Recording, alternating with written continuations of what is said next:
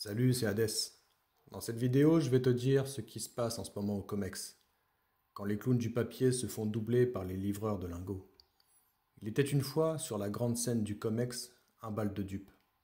D'un côté, les vendeurs à découvert, ces prestidigitateurs du néant. De l'autre, les haussiers, ces fous qui croient encore qu'on peut battre le casino avec de l'analyse technique. Mais derrière les rideaux, quelque chose change. L'or et l'argent font un pas de danse. Le 1er mai, pendant que l'Europe dormait et que la Chine se reposait, les petits lutins du COMEX ont profité du calme pour appuyer sur le bouton rouge. Résultat, l'or qui avait osé s'approcher les 3 500 $ a été renvoyé fissa à 3 255 $. L'argent, lui, a perdu 47 cents dans la même mêlée. Rien de tragique, mais assez pour rappeler qui tient la télécommande du spectacle. Tout ça juste après l'expiration des options, puis l'expiration des contrats. Un timing digne des Oscars. Et certains y ont vu, naïvement, une simple correction. Mais les vrais savent, c'est une manipulation de routine, une chorégraphie bien rodée. Les contrats expirent, mais la tension monte.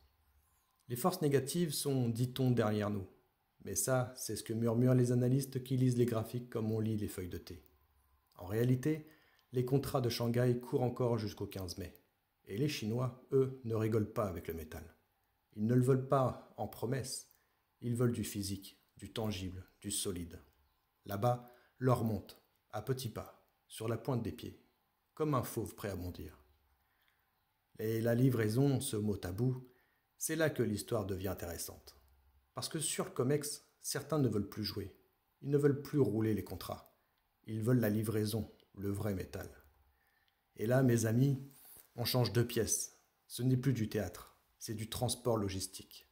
Depuis Pâques, 34,5 tonnes d'or sont en attente de livraison et 1993 tonnes d'argent, un record historique. Un record et pas un record de spéculation, un record de gens qui veulent sortir du jeu, emporter leurs jetons et les faire fondre en lingots. Ce que ça veut vraiment dire, ce n'est pas un simple chiffre, c'est un signal sismique. Dans un monde où tout est dette, où les devises sont imprimées comme des tickets de Monopoly, les vrais actifs, l'or, l'argent, deviennent des lignes de fuite, des bouées, des murs de pierre au milieu d'un océan de papier. Et pendant que certains rient devant Bloomberg ou CNNBC, ceux qui comprennent attendent la livraison. Ils ne veulent plus exposer leur portefeuille au métal précieux. Ils veulent le détenir, le palper, le cacher peut-être, mais surtout l'avoir. En conclusion, sur un ton prophétique et mordant, alors oui, le prix baisse un peu cette semaine. Mais ce n'est pas une baisse, c'est une embuscade. Les spéculateurs jouent encore à se faire peur. Mais dans l'ombre, les vrais stratèges s'accumulent, en silence, en livraison.